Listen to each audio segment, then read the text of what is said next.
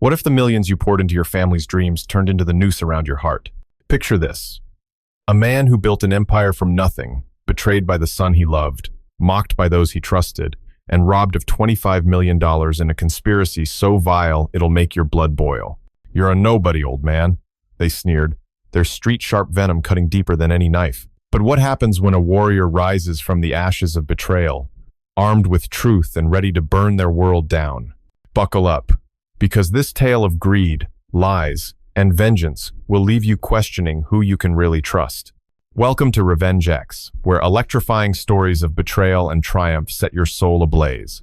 We're thrilled to have you join our community of viewers who celebrate unyielding resilience and fierce courage. Hit that subscribe button to never miss a heart-pounding tale, and it'd be incredible if you smashed the like button, shared this video, or dropped a comment with the time and city or country you're watching from. Your likes, shares, and heartfelt comments are the greatest spiritual gift, the fuel that keeps this channel burning bright. Now, buckle up for a story that'll hit you right in the feels. Let's dive in. My name is William Bill Harrison, a 65-year-old real estate tycoon from the glittering sprawl of Orange County, California. I built my empire from nothing, a kid from a dusty trailer park who turned sweat and ambition into a portfolio worth hundreds of millions. My life was a testament to the American dream oceanfront properties, a yacht docked in Newport Harbor, and a sprawling mansion in Laguna Beach. But my proudest achievement wasn't the money. It was my son, Ethan, and the family I thought we'd built together. I'd given him everything: private schools, European vacations, and a trust fund that could buy half of Malibu. I thought love and loyalty were the unspoken currency between us. I was wrong, dead wrong. When Ethan and his wife, Victoria, told me I wasn't welcome at their Christmas dinner, it wasn't just a slap in the face, it was a knife twisted into my heart, followed by a betrayal. So vile, it unraveled everything I believed about family. By New Year's, I'd canceled their multi-million-dollar mortgage payments, exposed a web of deceit, and uncovered a conspiracy that made my blood run cold. This wasn't just about Christmas. This was war. It was a crisp December afternoon when I drove my Bentley up the winding driveway of Ethan's palatial estate in Irvine, a 7-bedroom monstrosity I'd bankrolled with a $15 million loan from my personal accounts. The house screamed opulence: marble columns, a custom infinity pool, chandeliers that cost more than most people's cars. Every brick, every blade of manicured grass was paid for by me, a monument to my love for my son. I stepped inside, greeted by the scent of Victoria's lavender diffusers and the glow of a 20-foot Christmas tree dripping with Swarovski ornaments. I sank into the plush leather sectional Italian, custom-ordered $60,000 from my credit line, and smiled at Ethan, who was scrolling on his phone. "I could make my famous ribeye roast for Christmas," I offered, my voice warm with nostalgia. "The one with the rosemary glaze your mom used to rave about. Remember how she'd say it was better than anything at the Ritz?" Ethan didn't look up. His shoulders stiffened, and the air grew heavy, like the moment before a storm breaks. Victoria glided in from the kitchen, her diamond earrings catching the light, her lips pursed in that practiced smile I'd come to dread. "Dad," Ethan said, his voice clipped, "you're not welcome here for Christmas." The words hit like a sledgehammer. My chest tightened, and for a second, I thought I'd misheard. "What do you mean?" I managed, my voice cracking. Ethan's eyes darted to Victoria, who nodded subtly, her face a mask of cold authority. "Victoria's parents, the Bradfords, are hosting this year," he said. "They want an exclusive gathering, just their inner circle. You know how they are about their traditions." "Traditions?" I repeated, my voice hollow. I looked around the room at the walnut floors I'd paid $200,000 to install, the bespoke curtains that cost another 50 grand, the wine cellar stocked with bottles I'd funded to the tune of $500,000. Every inch of this house was built on my sacrifices, my love, my blood. And now I was being told I didn't belong? "Who decided this?" I demanded, my gaze locking on Victoria. She didn't flinch. "It's just easier this way, Bill," she said, her voice dripping with condescension. "The Bradfords have a certain standard. They don't think you'd fit in with their crowd. No offense, of course." "No offense?" The words burned like acid. My hands went cold, my mind reeling. I thought of my late wife, Ellen, who died 10 years ago, her memory now a faint echo in this house I'd built for her son. I thought of my best friend, Tom Callahan, a retired contractor who'd warned me about Victoria's greed years ago, his loyal voice drowned out by my blind devotion to Ethan.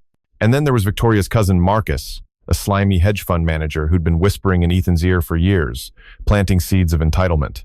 I'd ignored the signs Marcus's smirks at family dinners, Victoria's veiled insults about my blue-collar roots, Ethan's growing distance. But this was a betrayal of biblical proportions. Easier for who? I pressed, my voice rising. Ethan shrank into the couch, avoiding my eyes. Dad, please, don't make a scene. A scene? I wanted to scream.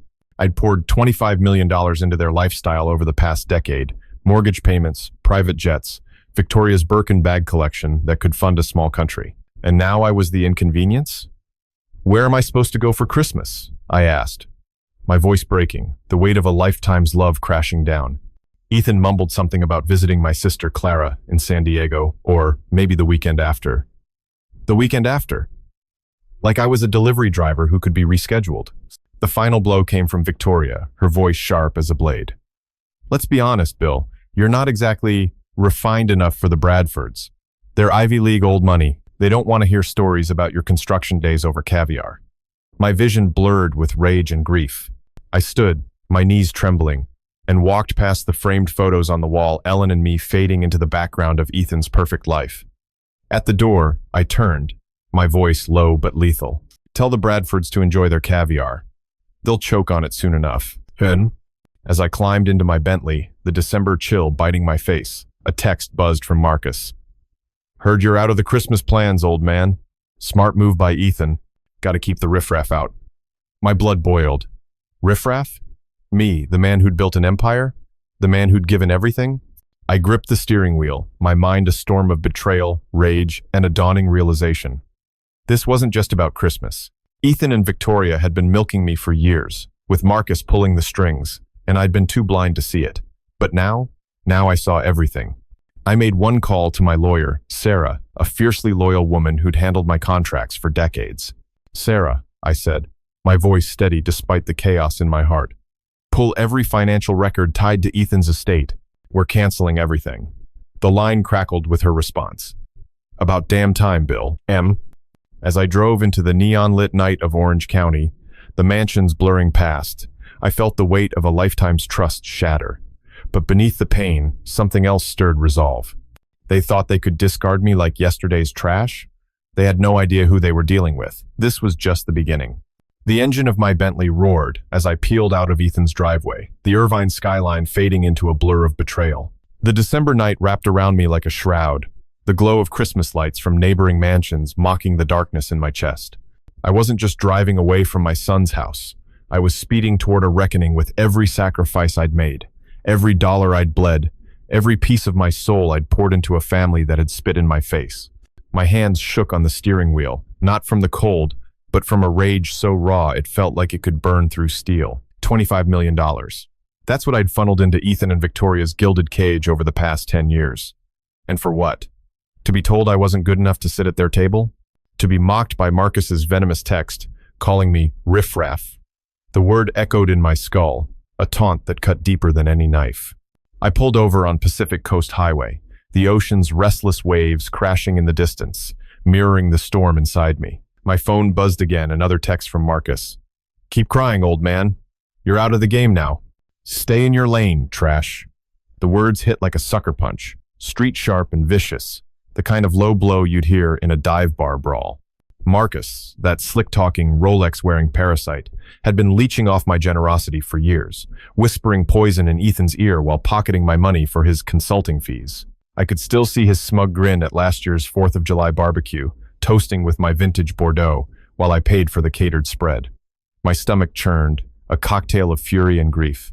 How had I let it come to this? I thought of Ellen, my late wife, her gentle laugh haunting me from the passenger seat where she used to sit.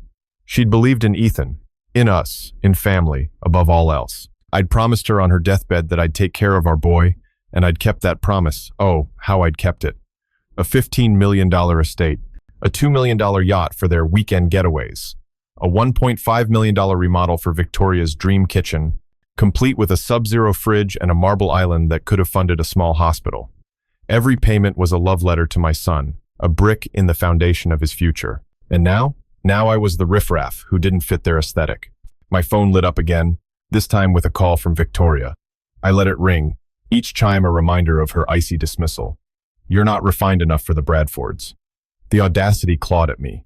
I pictured her in that kitchen I'd paid for, sipping champagne, plotting with her parents, Charles and Evelyn Bradford, to erase me from their perfect little world. But then another call came through Tom Callahan, my old friend, the one who'd built half my properties with his bare hands and never asked for a dime beyond his paycheck.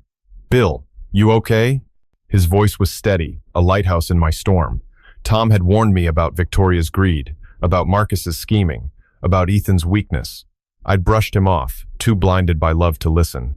Now, his loyalty was the only thing keeping me from falling apart.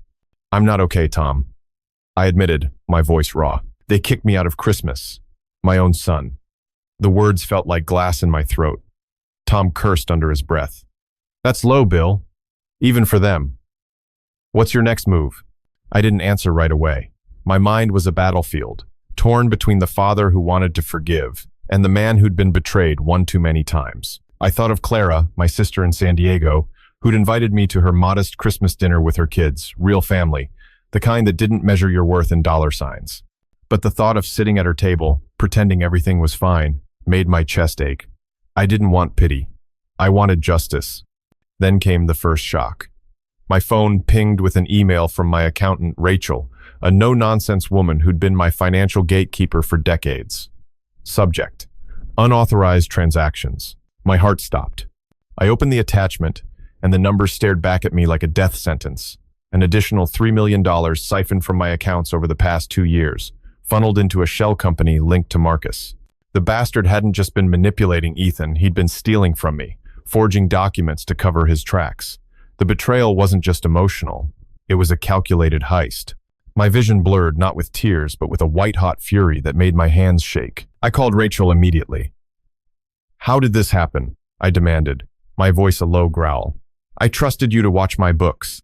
Rachel's tone was apologetic but firm, a middle ground between loyalty and professionalism. "Bill, I caught it during a routine audit. Marcus used Ethan's name to authorize the transfers. I'm digging deeper, but you need to act fast." Act fast. The words ignited something primal in me. I thought of Charles Bradford, Victoria's father, a retired hedge fund mogul who'd always looked at me like I was dirt on his loafers. He'd probably known about Marcus's scheme, maybe even encouraged it, all while sipping my whiskey at their gala dinners. Then came the second shock. A voicemail from Ethan, his voice trembling, not with remorse, but with entitlement. "Dad, Victoria's parents are furious about your attitude. They're saying you're ungrateful for everything we've let you do for us. Call me back. We need to fix this." Let me do for them? The gall was staggering. I'd given them everything, and now I was the one who should be grateful? My mind flashed to the third shock, a memory of last summer when Victoria had jokingly suggested I sell my Laguna Beach mansion to help with their cash flow. I'd laughed it off, but now it hit me she'd been serious, scheming with Marcus and her parents to bleed me dry. My internal struggle was a war zone.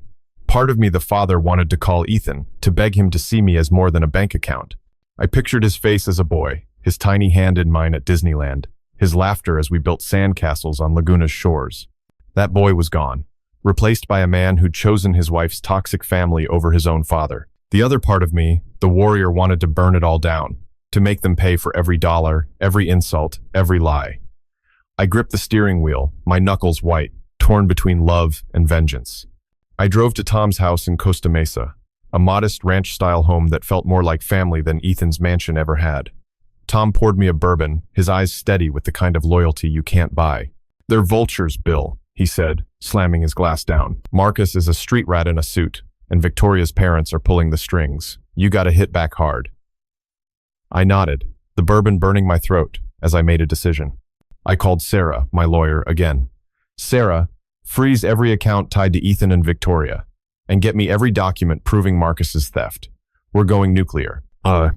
As I stepped back into the night, the ocean air sharp against my face, I felt the weight of $25 million and 10 years of betrayal settle into resolve. They thought they could break me, mock me, steal from me. They'd underestimated William Harrison. I wasn't just a rich man. I was a fighter, and this fight was just beginning. The bourbon's burn lingered in my throat as I left Tom's house, the Costa Mesa streetlights casting long shadows that matched the weight in my chest. The Pacific Ocean's roar faded behind me, but the storm inside raged on, fueled by Marcus's venomous texts, Ethan's entitled voicemail, and the gut-punch revelation of $3 million stolen from my accounts. I wasn't just a father scorned. I was a man betrayed by blood, blindsided by greed, and mocked by those I'd lifted into a life of luxury. My Bentley hummed through the glittering sprawl of Orange County, each mile a step closer to a confrontation I'd been avoiding for years. Victoria's voice echoed in my mind, her icy dismissal, not refined enough, now laced with the bitter truth of Marcus's theft and Ethan's complicity. But the worst was yet to come. A triple strike of treachery that would make my blood boil and my heart shatter all over again. Back at my Laguna Beach mansion, I paced the polished hardwood floors of my study, the ocean view through the floor-to-ceiling windows, doing nothing to calm the inferno inside me. The room was a shrine to my past photos of Ellen and me at our first property deal. Ethan's childhood drawings framed on the walls. A lifetime of love now tainted by betrayal. My phone buzzed again, and I braced myself for another of Marcus's street trash taunts. Instead, it was a FaceTime call from Victoria, her face a mask of calculated sweetness, the kind she used when she wanted something, usually my money. I answered, steeling myself. "Bill, darling," she purred, her voice dripping with fake concern. "We need to clear up this little misunderstanding about Christmas. It's not personal, you know, just business." Business? The word was a slap, reducing a decade of my sacrifices to a transaction. "Misunderstanding?" I said, my voice low, dangerous. "You banned me from my son's house, Victoria. You and your parents think I'm some lowlife who doesn't belong at your table." Her smile tightened, and then she let the mask slip, her tone turning street, sharp and vicious. "Listen up, old man," she snapped. "You're a nobody with a fat wallet, and we're done playing nice. You think you can just waltz into our world? You're a glorified handyman who got lucky. Stay in your damn place, or I'll make sure Ethan cuts you off for good." The words hit like a Molotov cocktail, igniting a fury so intense I could barely breathe. Before I could respond, she hung up, leaving me staring at a blank screen, her insult echoing, "Glorified handyman." My heart pounded, a war drum of rage and grief. I'd built a real estate empire from nothing, turned dirt lots into gold, and given Ethan and Victoria a life most could only dream of: a $15 million estate, a $2 million yacht, a lifestyle that screamed excess. And this was my reward? To be called a nobody by the woman who'd spent my fortune like it was Monopoly money? My mind spiraled, torn between the father who wanted to believe Ethan could be saved and the warrior who saw only enemies now. I thought of Clara, my sister, who'd texted earlier, "Come to San Diego for Christmas, Bill. Your family here." Her loyalty was a lifeline, but it couldn't erase the pain of Ethan's betrayal or the sting of Victoria's words. Then came the first shock. My phone pinged with a forwarded email from Rachel, my accountant, marked urgent. Additional discrepancies. My stomach dropped as I opened it. Another $5 million had vanished from my accounts, funneled into offshore accounts tied to Charles Bradford, Victoria's father.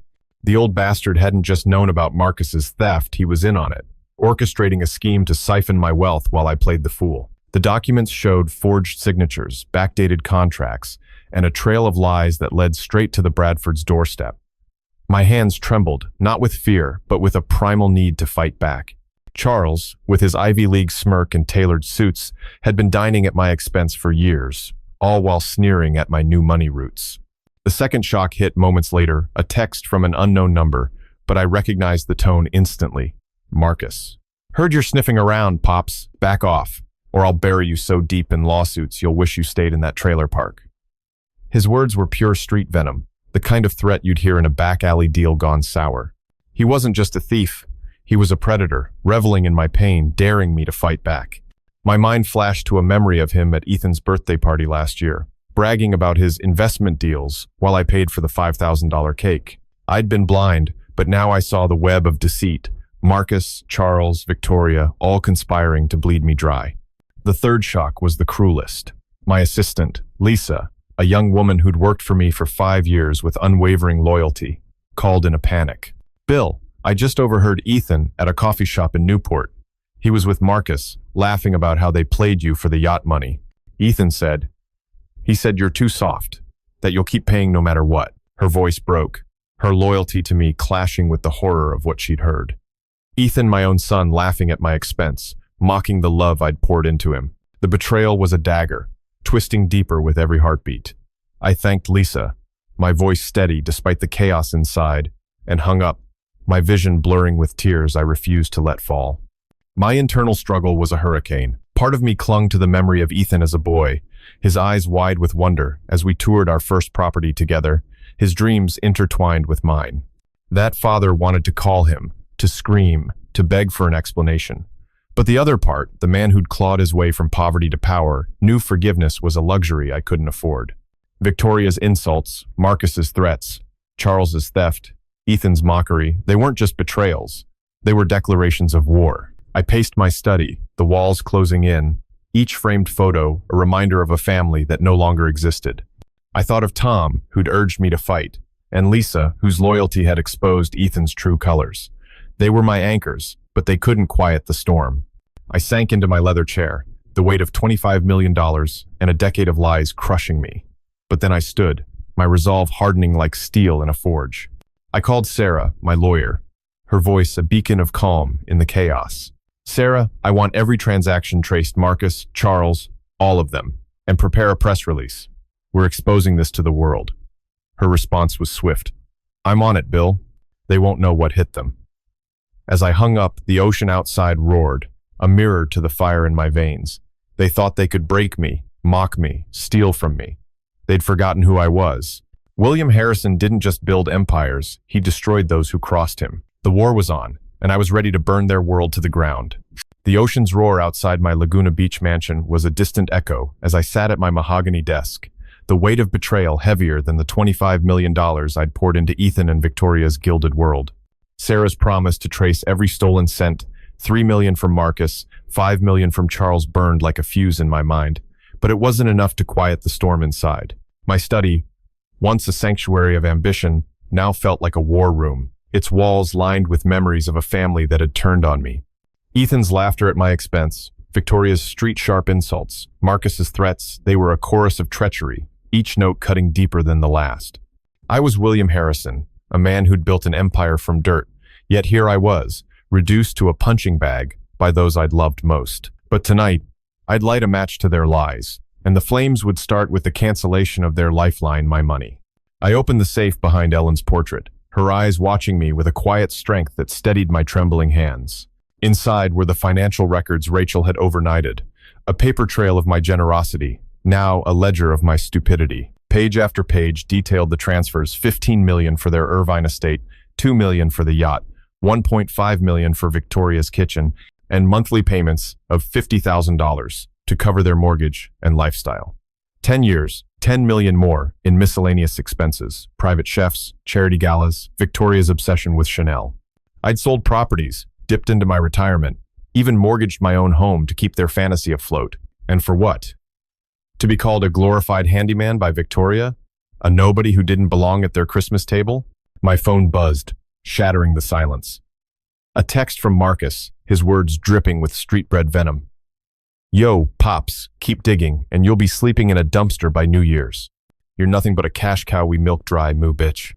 The sheer audacity of his taunt sent a jolt of rage through me, my vision narrowing to a pinpoint. Marcus wasn't just a thief. He was a vulture, circling my pain, laughing as he pocketed my millions. I could picture him in his overpriced loft in Newport Beach, sipping my whiskey, plotting with Charles and Evelyn to squeeze me for more. My chest tightened, a war raging inside. Part of me wanted to call Ethan, to hear him deny Lisa's account of his betrayal, to believe the boy I'd raised still existed. But the other part, the fighter, saw only red. Then came the first shock. A knock at my door, urgent and sharp, pulled me from my thoughts. It was Tom, his weathered face grim under the porch light. Bill, you need to see this, he said, thrusting a tablet into my hands. On the screen was a social media post from Evelyn Bradford, Victoria's mother, shared to her 5,000 followers. A photo of me from a decade-old company picnic, looking tired and disheveled, captioned, "Some people think money buys class, but you can't polish a peasant. Number family matters." The post had hundreds of likes, comments from Orange County's elite piling on, tacky new money. Stick to flipping houses, pal. My blood ran cold. Evelyn, who'd dined at my table, toasted my wine, and accepted my checks, was now publicly shredding my name to protect her daughter's narrative. The betrayal wasn't just personal, it was a spectacle. The second shock hit as I scrolled further. A direct message from an old business partner, Greg Larson, a straight-shooting developer who'd always had my back. Bill, heads up. Charles Bradford's been bad-mouthing you to the Chamber of Commerce. Says you're unstable, reckless with money, and shouldn't be trusted. He's pushing to blackball you from the next real estate expo. My heart sank. Charles wasn't just stealing my money. He was waging a campaign to ruin my reputation, leveraging his old money connections to paint me as a pariah. I'd built my name on trust, on deals sealed with handshakes, and now he was burning it to the ground. The room spun. My mind caught between the father who wanted to shield Ethan from this mess and the man who'd been betrayed one too many times. The third shock was a voicemail from Victoria. Her voice, a mix of sugar and venom, left just minutes ago. Bill, you're making this harder than it needs to be. Drop this tantrum, or we'll tell everyone you're losing it, senile, erratic, the works. You don't want Ethan dragged through the mud, do you? The threat was a gut punch, her words laced with the same street-edge cruelty as Marcus's. She wasn't just excluding me from Christmas, she was threatening to destroy my son's reputation to keep me in line.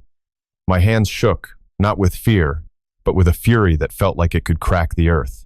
Ethan, my boy, was being used as a pawn in their game, and I was the fool who'd funded it all. My internal struggle was a battlefield of broken dreams. I saw Ethan's face at his college graduation, my pride so fierce it hurt, and contrasted it with Lisa's words, him laughing, calling me soft. I wanted to storm their mansion, demand answers, shake sense into him. But the warrior in me, hardened by years of clawing from poverty to power, knew love couldn't blind me anymore. Victoria's threat, Evelyn's post, Charles's smear campaign, they were a coordinated assault, a family of vipers striking at my core. I thought of Greg, who'd risked his own standing to warn me, and Tom, standing in my doorway, ready to fight for me. Their loyalty was a lifeline, but it couldn't heal the wound of Ethan's complicity. I sat at my desk. The financial records spread before me like a crime scene. 10 years of love, reduced to numbers and lies. I picked up my phone and called my bank, my voice steady despite the chaos inside. This is William Harrison. I need to cancel all automatic transfers to the account ending in 7423, effective immediately. The agent, a calm woman named Karen, confirmed the details. $50,000 a month, 10 years running, millions gone. Are you sure, Mr. Harrison? She asked, her tone neutral but kind, a stranger offering more respect than my own family. Absolutely, I said, the word tasting like freedom. As I hung up, the silence in my study was deafening, broken only by the distant crash of waves. I gathered the records, each page a testament to my folly, and walked to my fireplace. The match flared, and as the flames consumed 10 years of sacrifice, I felt lighter, unburdened. My phone buzzed another text from Marcus. Big mistake, loser. You're done. I didn't reply. Instead, I poured a glass of Macallan, the bottle I'd saved for a victory I hadn't yet earned. Raising it to Ellen's portrait, I whispered, "This one's for us." The war wasn't over, but I'd just fired the first shot, and it felt like salvation. The flames in my fireplace had devoured 10 years of financial records, their ashes a testament to the freedom I'd reclaimed by canceling Ethan and Victoria's $50,000 monthly lifeline. The Macallan in my glass tasted like victory, but the war was far from won. The ocean outside my Laguna Beach mansion roared, a primal echo of the fury still burning in my veins. Marcus's vile texts, Evelyn's public smear, Charles's backstabbing, and Ethan's mocking laughter, they were a symphony of betrayal, each note sharpening my resolve. I was William Harrison, a man who'd turned dirt into empires, and I'd be damned if I let a pack of vipers strip me of my dignity. The morning after my act of defiance brought a crisp December dawn, but with it came a new wave of treachery, 3 shocks that would test my heart, ignite my rage, and push me to the edge of vengeance. I sat at my kitchen island, the marble cool under my hands, sipping black coffee from a mug Ellen had picked out at a Santa Monica flea market years ago. The memory of her smile was a fleeting comfort, drowned out by the weight of my son's betrayal. My phone lay silent, but I knew the calm was temporary, a calm before a storm I could feel brewing. I thought of Tom's unwavering loyalty, Greg's warning about Charles's smear campaign, and Lisa's tearful confession about Ethan's cruelty. They were my anchors, but the pain of being cast out by my own blood gnawed at me, a wound that bled deeper with every passing moment. I wanted to believe Ethan could be redeemed, that the boy who'd once idolized me was still in there, but the man I'd become, hardened by betrayal, knew better. The first shock came at 10 in the morning. A call from Sarah, my lawyer, her voice tight with urgency. "Bill, I found something worse than the offshore accounts. Charles Bradford bribed a board member at your company $10 million to push you out as chairman. They're planning a vote next week to oust you." My coffee mug froze halfway to my lips. $10 million, funneled from my own accounts, used to dismantle the empire I'd built over 4 decades. Charles, that silver-haired snake, wasn't just stealing my money. He was orchestrating a coup to erase my legacy. The betrayal cut like a razor, slicing through the last threads of hope I'd clung to. My mind flashed to Ethan. Had he known? Was he complicit in this corporate betrayal too? Before I could process the news, the second shock hit. A delivery van pulled into my driveway, and a courier handed me a sleek black envelope embossed with the Bradford family crest. Inside was an invitation to a charity gala, hosted by Evelyn at their Newport Beach estate tomorrow night. The note, in her elegant script, read, "William, join us to show there's no bad blood. Let's keep this civilized." Civilized? After she'd smeared me as a peasant to her socialite followers? The audacity was staggering, but the real blow was the fine print. The gala was to benefit a foundation I'd funded with $5 million, now rebranded as the Bradford Legacy Fund. They'd taken my money, slapped their name on it, and expected me to smile for the cameras. My hands shook, rage and grief colliding like a tsunami against my resolve. The third shock was the cruelest. A text from Marcus, his words dripping with street-bred venom. "Yo, Billy boy, show up to that gala, and we'll drag your sorry ass through the mud. You're a washed-up nobody, and we own this town. Stay home, loser, or we'll make you wish you were dead." The threat was raw, the kind of trash talk you'd hear in a back-alley fight, but it carried a chilling weight. Marcus wasn't just taunting me. He was promising public humiliation, backed by the Bradford's old money influence.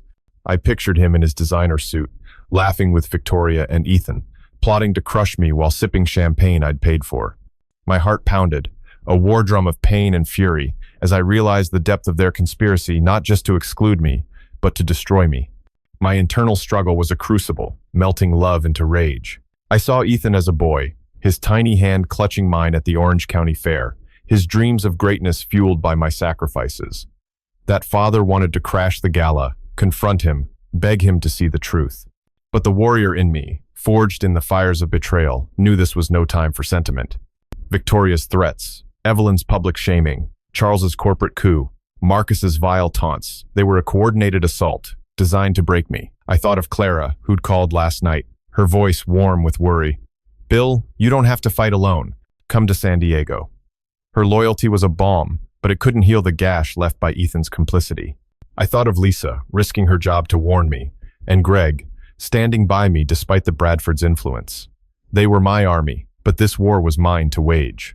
I stood, pacing the kitchen, my coffee cold and forgotten. The invitation lay on the counter, a taunting symbol of their arrogance. I called Rachel, my accountant, her voice a steady anchor in the chaos. "Rachel, I need a full audit of every dollar I've given to that foundation, and I want it public." She didn't hesitate. "I'm on it, Bill. They won't know what hit them." Next, I texted Tom. "Gala tomorrow. I'm going. You in?" His reply was instant. "Hell yeah. Let's burn their house of lies down." His loyalty fueled my resolve, a reminder that real family fought for you, not against you.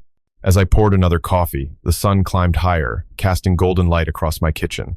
For the first time in years, I felt unburdened, not by money, but by the illusion of a family that never was. I'd given them everything, $25 million, my heart, my trust, and they'd repaid me with scorn. My phone buzzed again, a voicemail from Victoria, her tone sharp and street-edged. "Bill, you're playing with fire. Show up tomorrow, and we'll make sure everyone knows you're a broke, crazy, old fool. Save yourself the embarrassment." I deleted it, my lips curling into a grim smile. They thought they could scare me? I'd built my empire on defying odds, and I'd bury their lies in the same dirt I'd risen from. Are you enjoying the story so far? I'd love to hear your thoughts. Just drop a quick comment below to share how you feel. It only takes a few seconds. But your words give me the motivation and inspiration to make every chapter more thrilling and engaging.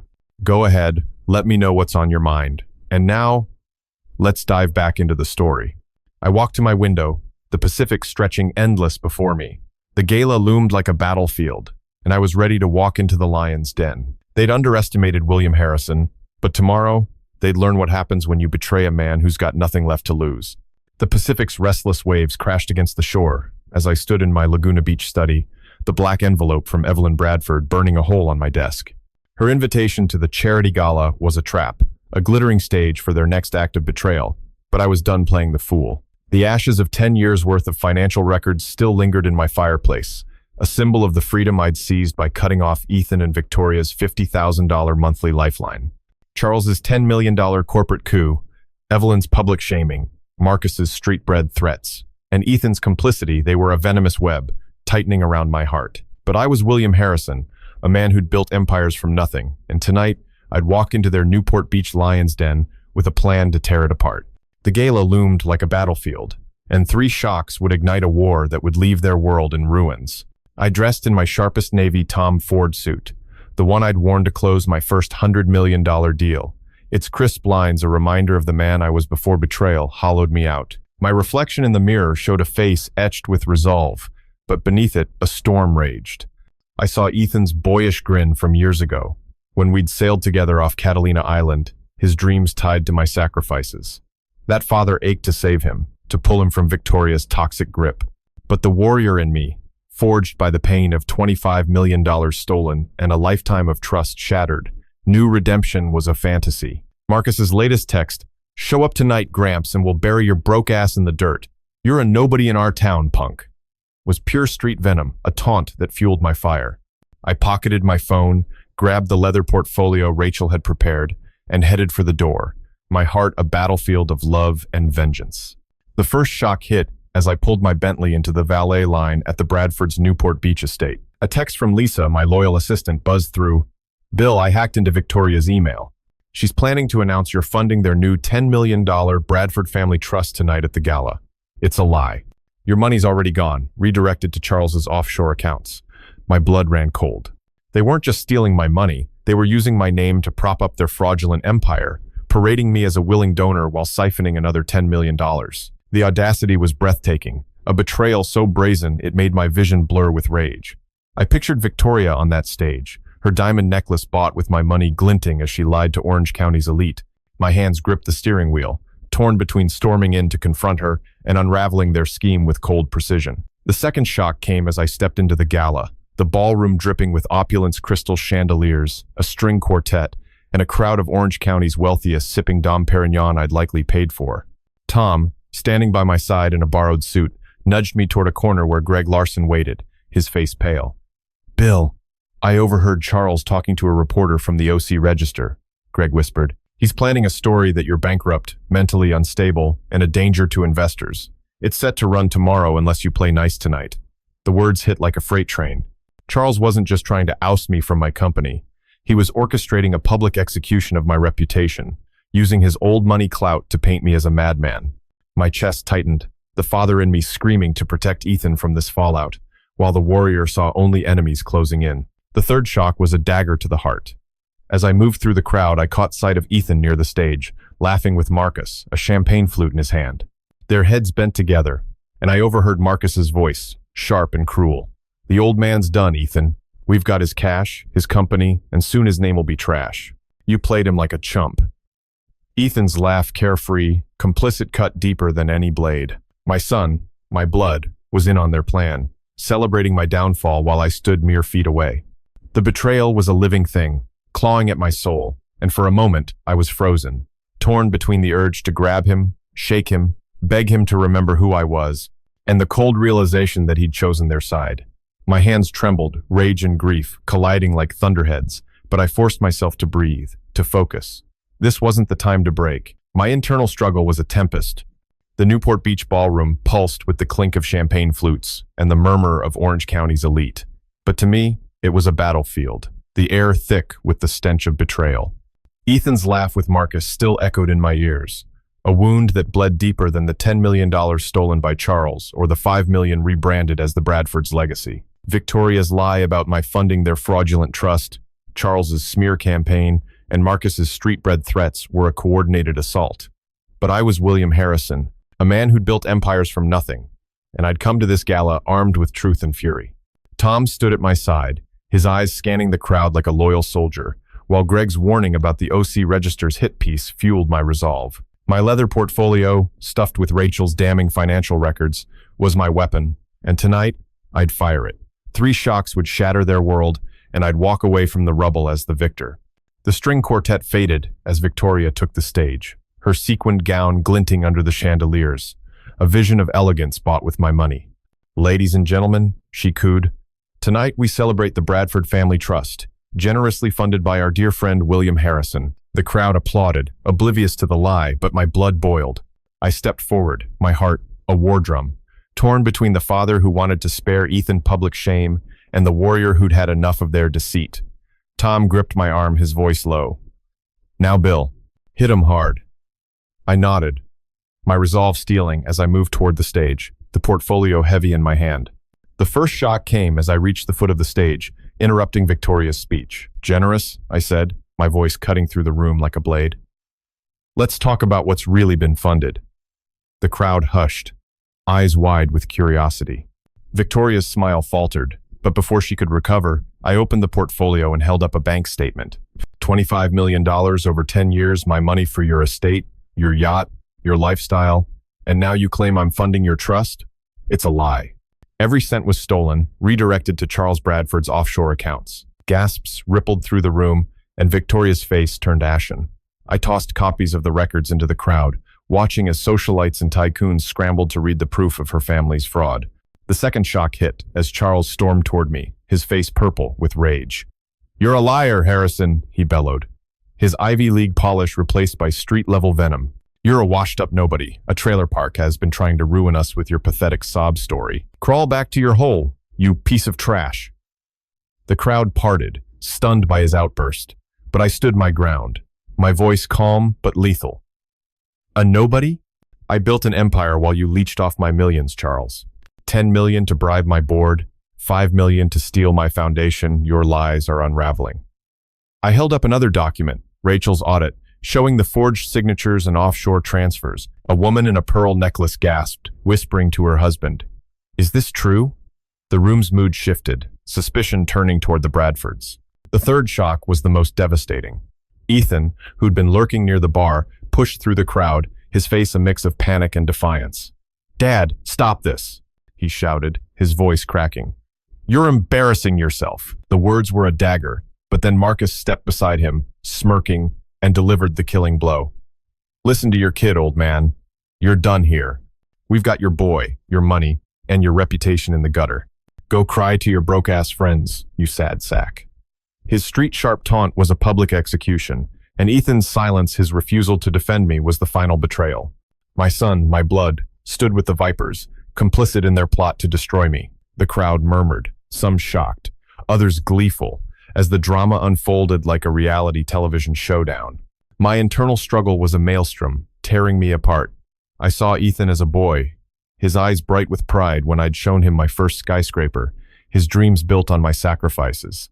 That father wanted to reach out, to pull him from this toxic web, to believe he was coerced. But the warrior in me, scarred by $25 million of theft and a lifetime of trust betrayed, saw only an enemy. Marcus's vile words, Charles's outburst, Victoria's lies, they were a calculated attack, and Ethan's silence was his signature on their pact. I thought of Clara, her warm invitation to San Diego, a reminder of real family. I thought of Lisa, risking everything to expose their emails, and Greg, warning me despite the Bradfords' influence. Their loyalty was a lifeline, but it couldn't heal the gaping wound of my son's betrayal. I turned to the crowd, my voice steady despite the storm inside. "This family," I said, pointing to Victoria, Charles, and Ethan, "has taken everything from me, my money, my trust, my name. They banned me from their Christmas table, smeared me as a peasant, and now they lie to your faces while pocketing my millions." I dropped another stack of documents, watching as guests pored over the evidence, bank statements, forged contracts, proof of their greed. A man in a tuxedo, a local real estate mogul, shook his head, muttering, "This is disgusting." Victoria's composure cracked, her hands trembling as she tried to speak. "It's not what it looks like," she stammered. But the crowd was turning, their whispers a rising tide of judgment. Charles lunged forward, his voice a snarl. "You'll pay for this, Harrison. I'll have you blackballed from every boardroom in California, you low-life scum." His threat, raw and street-edged, only deepened the crowd's unease. I met his gaze, unflinching. You're the one who'll pay, Charles. Your empire of lies is crumbling. I turned to Ethan, my heart breaking as I spoke. And you, son, you chose them over me. That's a wound I'll carry forever. His face crumpled, but he said nothing, his silence louder than any insult. I walked toward the exit, Tom at my side, the portfolio lighter in my hands. The crowd parted, some nodding in respect, others whispering in shock. As I reached the door, Marcus shouted after me, "Run home, loser! You're nothing without us!" I didn't turn back. The night air hit my face, cool and sharp, as I climbed into my Bentley. Inside, I called Sarah, my voice steady. "Release the audit to the press. Every dollar, every lie, let the world know." Her response was fierce. "Consider it done, Bill." The gala's lights faded behind me, but the fire in my chest burned brighter. They tried to break me, but William Harrison was no victim. The war was far from over, and I'd just turned their stage into my battlefield. The Newport Beach night air was sharp as I sped away from the gala, the Bentley's engine a low growl mirroring the fire in my chest. The ballroom's chaos, Victoria's lies exposed, Charles's street-edged outburst, Ethan's damning silence still reverberated in my mind, a cacophony of betrayal that drowned out the Pacific's waves. I dropped a bomb on their carefully curated world, scattering Rachel's financial records like shrapnel, revealing the theft of $25 million and their fraudulent empire. Tom's fierce loyalty, Greg's whispered warnings, and Lisa's courage had fueled my stand. But Ethan's complicity, his refusal to defend me against Marcus's venom, cut deeper than any blade. I was William Harrison, a man who'd clawed his way from nothing, and I'd just turned their stage into my battlefield. But the war wasn't over. 3 shocks would strike in the aftermath, each one a jagged reminder that betrayal's wounds never heal clean.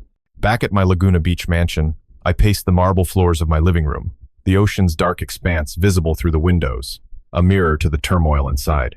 The gala's victory felt hollow, overshadowed by Ethan's betrayal and the crowd's mix of shock and judgment. My phone buzzed relentlessly, but I ignored it, haunted by the image of my son standing with Marcus, his silence louder than Charles's insults. I wanted to believe he was trapped, manipulated by Victoria's family. But the warrior in me saw only a man who'd chosen greed over blood. Clara's text from earlier, "You're enough, Bill. Come home to us," was a lifeline, but it couldn't mend the fracture in my heart. I poured a fresh glass of Macallan, its burn a fleeting distraction from the pain of a family lost. The first shock came at midnight, a call from Greg, his voice shaking with urgency. "Bill, the OC Register just posted a preview of tomorrow's story online. It's worse than I thought. Charles fed them. Lies. Says you fabricated the gala evidence, that you're a delusional con man trying to extort the Bradfords. They've got anonymous sources claiming you're broke and unstable."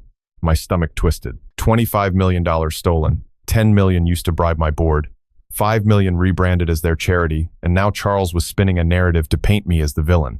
The betrayal was a masterstroke, leveraging his old money connections to bury my truth under a landslide of lies. My hands clenched, torn between the father who wanted to shield Ethan from this fallout and the man who'd been slandered one too many times. The second shock hit moments later, a text from Marcus, his words raw with street-bred venom. "Nice stunt, Grandpa. You think you can play us? We'll make sure every rich bitch in OC thinks you're a crazy old fool. Your empire's dust, you broke-ass wannabe."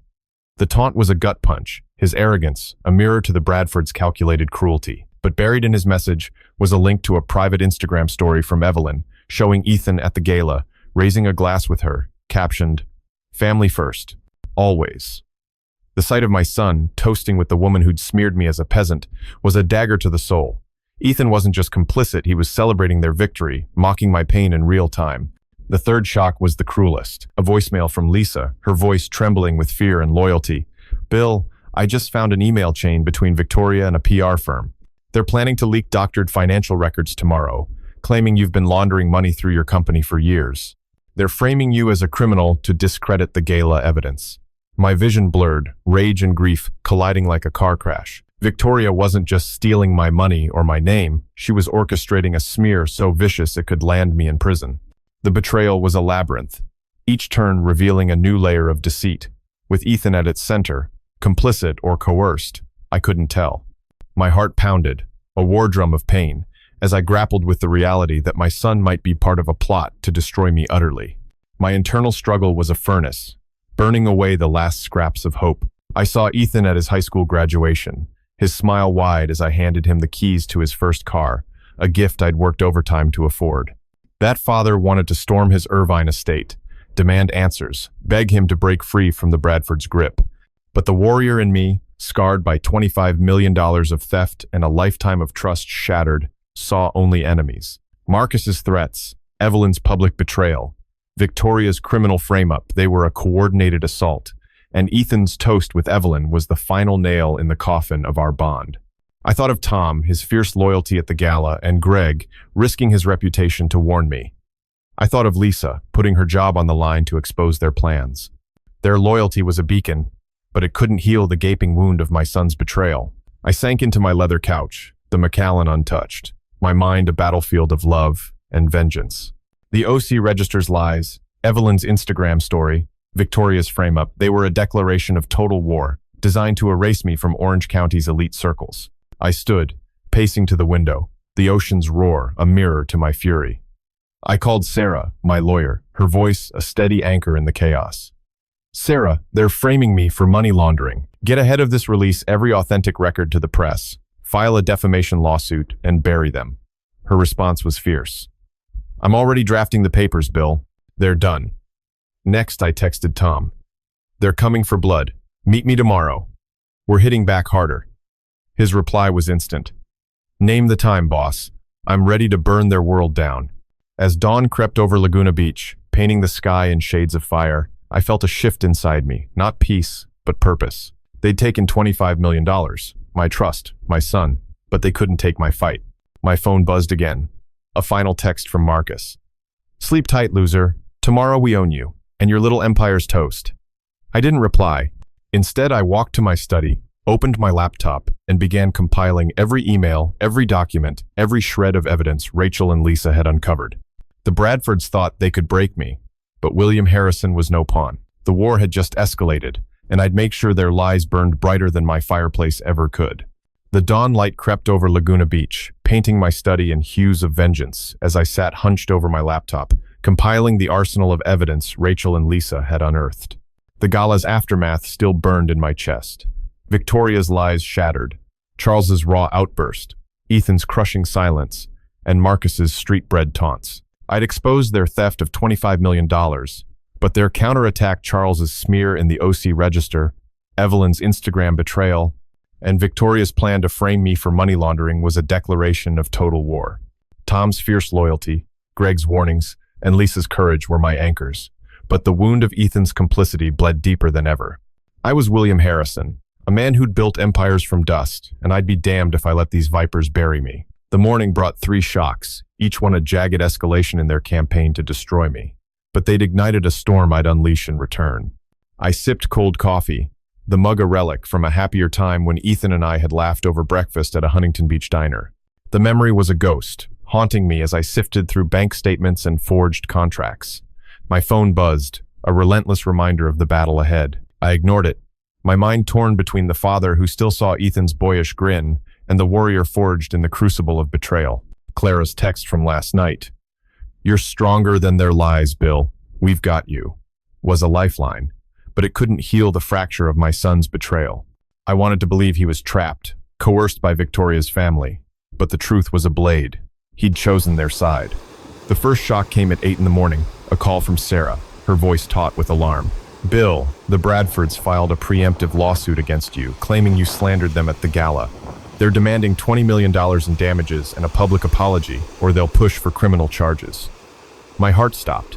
$20 million, a number plucked from my own sacrifices, twisted into a weapon to silence me.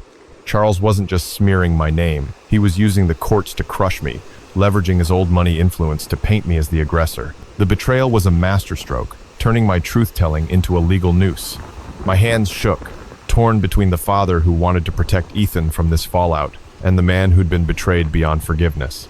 The second shock hit as I opened my email, a message from an anonymous sender with a video attachment.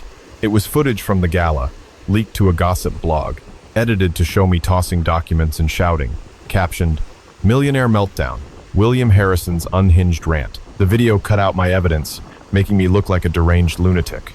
A comment from Marcus, posted under a fake name, read, "This old fool's lost it. Keep your cash away from this trailer, trash psycho." His street-sharp venom was a public flogging designed to humiliate me before Orange County's elite. But the real blow was a reply from Ethan's personal account. Sad to see my dad like this. He needs help. My son, my blood, had publicly endorsed their lie, branding me as unstable to save his own skin. The betrayal was a sledgehammer, shattering the last fragments of hope I'd clung to. The third shock was the cruelest. A knock at my door revealed Tom, his face grim, clutching a manila envelope. "Bill, you need to see this," he said, handing me a stack of documents. They were internal memos from my company, leaked to the press, detailing a restructuring plan that painted me as a liability, signed by a board member I'd trusted for decades, Henry Walsh. The memos claimed I'd mismanaged funds, echoing Victoria's money laundering frame-up, and recommended my immediate removal as chairman. Henry, who'd golfed with me at Pebble Beach, who'd toasted my success at company retreats, had been bought by Charles's $10 million bribe. The betrayal was a knife, twisting deeper with every word, and Ethan's silence in this corporate coup was the final cut. My vision blurred, rage and grief colliding like a wildfire, consuming the last of my illusions about family. My internal struggle was a tempest, tearing my soul apart. I saw Ethan as a toddler, running to me on Laguna's shores, his laughter brighter than the sun. That father wanted to call him, to scream, to beg him to break free from the Bradford's grip. But the warrior in me, scarred by $25 million of theft and a lifetime of trust betrayed, saw only enemies. Marcus's taunts, Ethan's public betrayal, Henry's corporate stab, they were a coordinated assault, designed to erase me. I thought of Lisa, risking her career to expose their emails, and Greg, standing by me despite the Bradfords' influence. I thought of Tom, now pacing my living room, his loyalty a beacon in the storm. Their support was a lifeline, but it couldn't heal the wound of my son's treachery. I stood, my coffee mug crashing to the floor, the shards a mirror to my shattered heart. I called Sarah, my voice steady despite the chaos. "File a countersuit, defamation, fraud, everything we've got, and leak the real memos show Henry's betrayal." Her response was fierce. "I'm on it, Bill. We'll bury them in court." Next I turned to Tom, his eyes blazing with the same fire I felt. "We're going to the press," I said. "Every blog, every paper, every news channel. They want a war? I'll give them one." Tom grinned, slamming his fist on the table. "Let's make these bastards bleed, Bill." As the morning sun climbed higher, casting shadows across my study, I felt a shift, not peace, but power.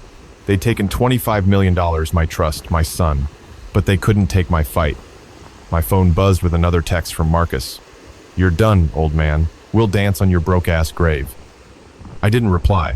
Instead, I opened my laptop, pulling up the video Lisa had sent of Ethan's betrayal, the memos from Henry, the lawsuit from Charles.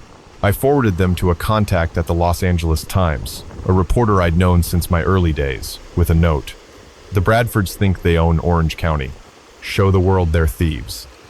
The storm was coming, and William Harrison was its eye calm, deadly, and ready to tear their world apart. The Laguna Beach sunrise cast a fiery glow across my study, but the light couldn't pierce the storm raging inside me. The gala's fallout, my public exposure of the Bradfords' theft, Charles's venomous outburst, Ethan's crushing silence, and the fresh wounds of their counterattacks had left me battle-scarred but unbowed. The OC Register's smear, Marcus's vicious taunts, Evelyn's Instagram betrayal, and the leaked memos from Henry Walsh, my once trusted ally, were a relentless assault on my name, my empire, and my heart.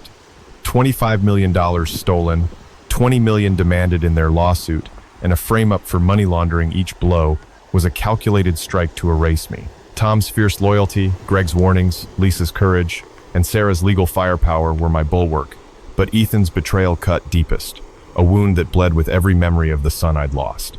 I was William Harrison, a man who'd built skyscrapers from dirt, and today, 3 shocks would push me to the edge, igniting a counterstrike that would shake Orange County to its core. I stood at my desk, the Los Angeles Times reporter's email open, my evidence of the Bradfords' fraud sent into the world like a flare. My coffee was cold, the mug, a relic from a long-ago trip to Yosemite with Ethan, when he'd clung to my hand in awe of the sequoias. That memory was a ghost now, drowned by his public endorsement of their lies.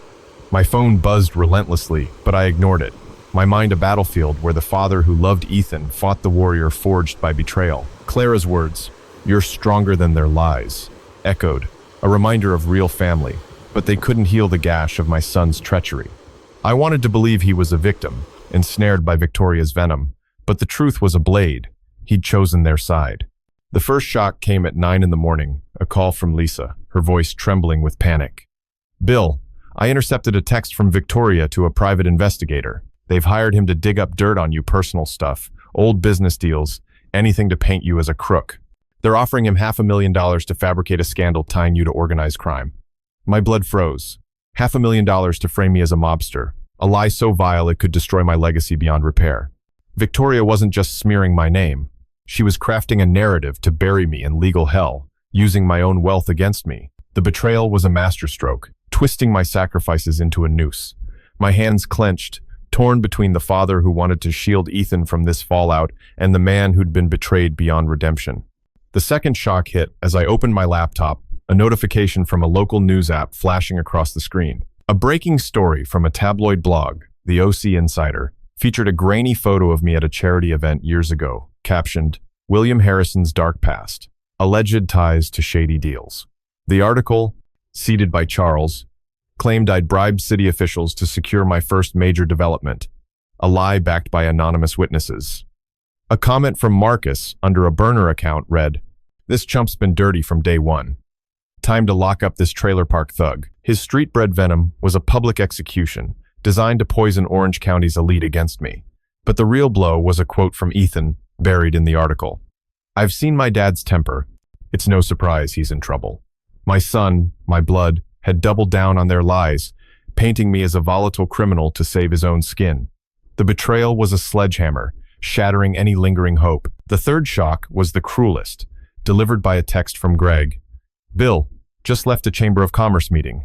Evelyn presented a forged letter, supposedly from you, admitting to financial indiscretions and resigning from your company. They're circulating it to investors now." My heart stopped. A forged letter, claiming I'd confessed to crimes I never committed, was a nuclear strike, designed to collapse my empire overnight. Evelyn, who'd sipped my wine and smiled at my dinners, had crafted a lie so brazen it could ruin me in hours. The betrayal was a labyrinth, each turn revealing a new depth of deceit, with Ethan's silence as its center. My vision blurred, rage and grief colliding like a tidal wave, as I grappled with the reality that my son might be complicit in this final blow. My internal struggle was a crucible, melting love into fury.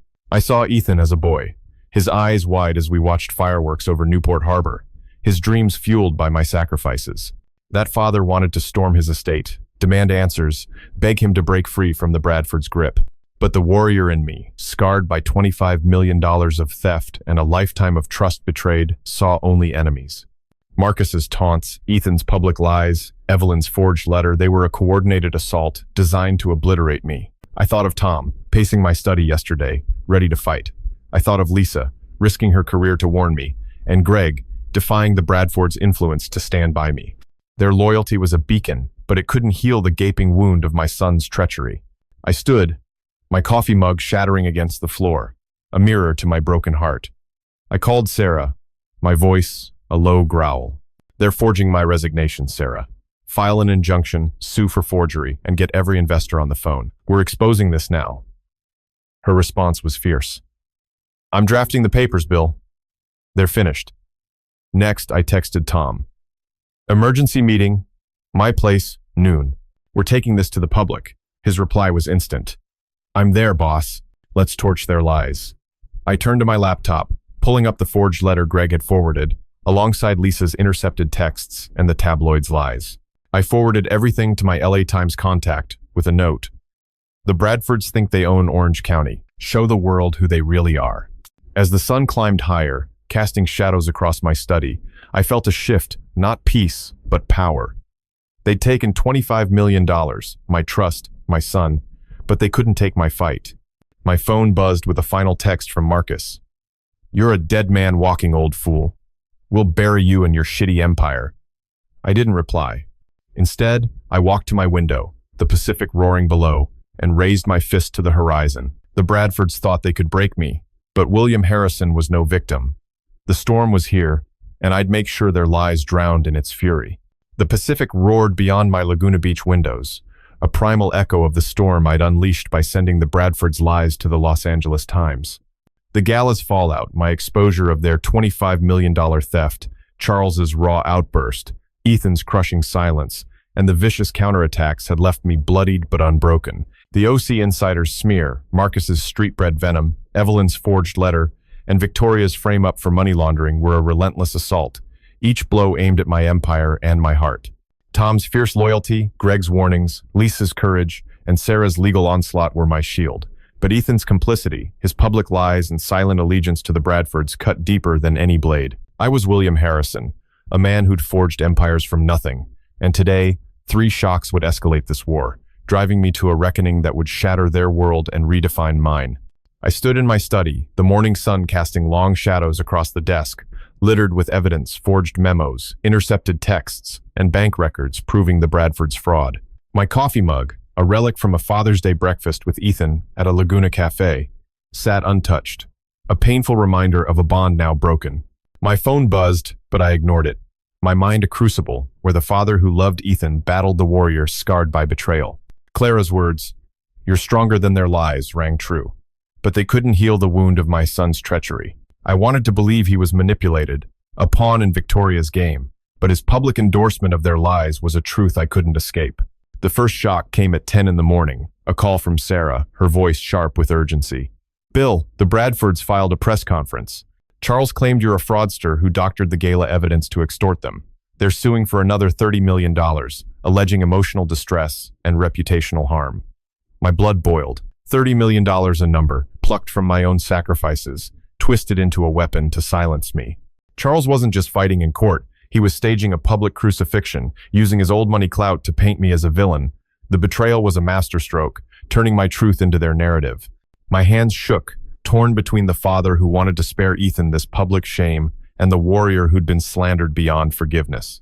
The second shock hit as I opened my laptop, a notification from a local news app flashing across the screen. A viral video from the press conference showed Evelyn, tears streaming down her face, clutching a photo of Ethan and Victoria. "William Harrison has torn our family apart," she sobbed, "a man consumed by jealousy, attacking us with lies." The video cut to Marcus, his street-sharp venom on full display. "This old bastard's a con man, a lowlife trying to scam his way into our world. He's trash, and we'll prove it." The crowd cheered, Orange County's elite eating up their performance. But the real blow was Ethan, standing beside Evelyn, nodding solemnly, his eyes avoiding the camera. My son, my blood, had joined their charade, publicly condemning me to save their empire of lies. The betrayal was a guillotine, severing the last threads of hope. The third shock was the cruelest, delivered by a text from Lisa. "Bill, I hacked into Charles's emails. He's bribing a judge with $2 million to fast-track their lawsuit and block your countersuit. They're also spreading rumors you're fleeing the country." My heart stopped. $2 million to corrupt the justice system. A lie about my flight to paint me as guilty. This was a nuclear strike, designed to crush me before I could fight back. Charles, who dined at my table, was now rigging the courts to bury me. Ethan's silence in this plot was the final nail, confirming his allegiance to their venomous cause. My vision blurred, rage and grief colliding like a hurricane, as I grappled with the reality that my son was complicit in a scheme to destroy me utterly. My internal struggle was a volcano, erupting with pain and fury. I saw Ethan as a boy, his laughter echoing as we built kites on Laguna's shores, his dreams tied to my sacrifices. That father wanted to storm his estate, grab him by the shoulders, and scream until he saw the truth. But the warrior in me, forged by $25 million of theft and a lifetime of trust betrayed, saw only enemies. Marcus's taunts, Evelyn's crocodile tears, Charles's judicial bribe, they were a coordinated assault, and Ethan's complicity was the ultimate betrayal. I thought of Tom, ready to burn their world down, and Lisa, risking everything to expose their emails. I thought of Greg, defying the Bradfords' influence, and Sarah, fighting in the legal trenches. Their loyalty was a beacon, but it couldn't heal the gaping wound of my son's treachery. I stood, my coffee mug crashing to the floor, its shards a mirror to my shattered heart. I called Sarah, my voice a low growl. "They're bribing a judge, Sarah. Get the FBI involved, file for an emergency injunction, and expose their press conference lies." Her response was fierce. "I'm on it, Bill. We'll tear their empire apart." Next, I texted Tom and Greg. "Meet me at the LA Times office. 1 p.m. We're going public with everything." Tom's reply was instant. "Hell yeah, let's bury these snakes." Greg's followed. "I'm in, Bill. Time to end this. I opened my laptop, pulling up Lisa's hacked emails, the press conference video, and the forged letter. I drafted a statement for the Times, detailing every dollar stolen, every lie told, every bribe offered. As noon approached, the Pacific's roar matched the fire in my veins. They'd taken $25 million, my trust, my son, but they couldn't take my fight. My phone buzzed with a final text from Marcus. "You're screwed, old man. We'll dance on your broke-ass corpse." I didn't reply. Instead, I grabbed my keys, my resolve hardening like steel. The Bradfords thought they could break me, but William Harrison was no prey. The reckoning was here, and I'd make sure their lies burned in the light of truth. The Pacific's roar outside my Laguna Beach mansion was a war cry, echoing the storm I'd unleashed by sending the Bradfords' lies to the Los Angeles Times. The gala's chaos, the OC insiders' smears, Marcus's street-bred venom, Evelyn's forged letter, and Victoria's frame-up for money laundering had left me battered but unyielding. Charles's $30 million lawsuit, his $2 million judicial bribe, and Ethan's public betrayal, calling me a troubled man in need of help, were daggers to my soul. Each one sharper than the last. $25 million stolen, my empire under siege, my son lost to their venomous grip, yet Tom's fierce loyalty, Greg's steadfast warnings, Lisa's fearless courage, and Sarah's legal ferocity were my armor. I was William Harrison, a man who'd built empires from dust. And today, 3 final shocks would bring this war to a cataclysmic end, teaching me a brutal lesson about family, trust, and the knowledge that true strength lies in standing alone. I stood in my study, the noon sun blazing through the windows, illuminating the evidence strewn across my desk-hacked emails, forged memos, and bank records proving the Bradfords' fraud. My coffee mug, a relic from a long-ago 4th of July barbecue with Ethan, lay shattered on the floor, a mirror to my broken heart. My phone buzzed relentlessly, but I ignored it, my mind a crucible where the father who loved Ethan battled the warrior scarred by betrayal. Clara's words, "You're stronger than their lies," were a beacon, but they couldn't heal the wound of my son's treachery. I wanted to believe he was coerced, a victim of Victoria's manipulation, but his public lies were a truth I couldn't escape. The knowledge of his betrayal burned, a lesson in the fragility of family bonds.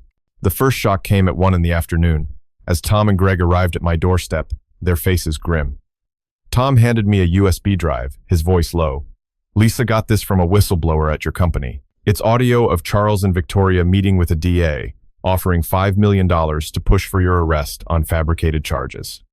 My blood froze. $5 million to jail me, a lie so vile it could strip me of freedom and legacy. Charles wasn't just fighting in court. He was orchestrating my destruction, using my own wealth to lock me away. The betrayal was a masterstroke, twisting my sacrifices into a prison cell. My hands shook, torn between the father who wanted to shield Ethan from this fallout and the warrior who'd been betrayed beyond redemption, learning the harsh lesson that trust is a currency easily stolen. The second shock hit as we drove to the LA Times office, a breaking news alert flashing on my phone. A TMZ exclusive featured a leaked email from Evelyn to a rival developer, offering to sell my company's proprietary data trade secrets worth $10 million for a stake in their firm. The email mocked me. "Harrison's finished, a washed-up fool who never belonged in our world." Marcus had commented under the article, his street-sharp venom blazing. "This old prick's done, a broke-ass nobody who thought he could play with the big dogs. Stay down, trash." The crowd's comments piled on, Orange County's elite reveling in my downfall. But the real blow was a forwarded text from Ethan to Evelyn, attached to the article. "Dad's out of control. Let's end this." My son, my blood, had greenlit their plan to sell my empire's heart, a betrayal that crushed my soul. The knowledge of his complicity was a guillotine, a lesson in the pain of misplaced love. The third shock was the cruelest, delivered as we met the LA Times reporter, Maria Lopez, a seasoned journalist who'd covered my rise decades ago. She showed me a video, sent anonymously, of Ethan at a private club in Newport Beach, laughing with Marcus and Victoria. Marcus's voice was clear. "We've got the old man's empire in our pocket. He's done, and Ethan's our ticket to the big leagues." Ethan's response, slurred with champagne, was a dagger. "Dad's too weak to fight back. Let's take it all." My son, my blood, was not just complicit, he was an architect of my downfall, celebrating my ruin with my stolen millions. The betrayal was a volcano, erupting with rage and grief, as I grappled with the knowledge that the boy I'd raised was gone, replaced by a stranger. The lesson was brutal. Love blinds, but truth educates. My internal struggle was a maelstrom, tearing my heart apart.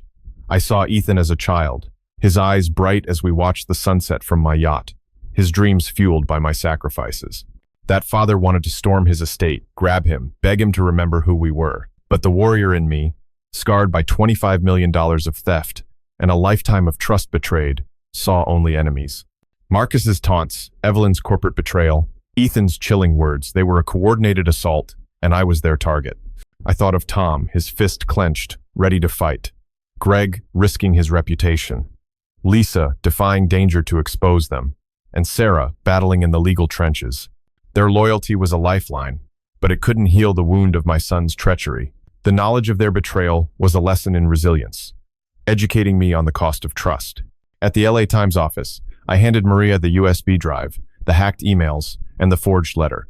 "Expose them," I said, my voice steady despite the storm inside. "Every dollar, every lie, every bribe?" Maria nodded, her eyes fierce. "This will shake Orange County, Bill." As we left, I called Sarah. "Push the FBI on the DA bribe. File for fraud, conspiracy, everything." Her response was a war cry. "They're done, Bill." Tom clapped my shoulder. "You're a fighter, boss." Greg nodded. "We've got your back." Their loyalty was a lesson in true family, educating me on the value of those who stand by you. The sun set over Laguna Beach as I stood on my balcony, the Pacific's roar, a mirror to my resolve. They'd taken $25 million, my trust, my son, but they couldn't take my fight. My phone buzzed with a final text from Marcus. "You're finished, old fool. We'll piss on your broke-ass legacy." I didn't reply. Instead, I raised a glass of Macallan to the horizon, to Ellen's memory, to the man I'd become. The Bradfords had taught me a lesson. Trust is earned, not given. The knowledge of their betrayal had educated me, forging a strength I'd never known. I'd lost a son, but I'd gained a truth worth fighting for. This story is a lesson in resilience, a reminder that betrayal, though painful, educates us about our own strength. It's a lesson in the value of loyalty, the knowledge that true family chooses you, not your wealth. To my audience, what does this tale of betrayal and redemption stir in you? How does it reflect the struggles in your own life? Share your thoughts in the comments below. We want to hear the knowledge in your hearts. Like, subscribe, and share our YouTube channel, RevengeX, for more gripping stories every day. Your support keeps us fighting for truth. Here's to your health, your strength, and a joyful life filled with peace. To your health, your strength, and your peace, goodbye, and see you in the next video.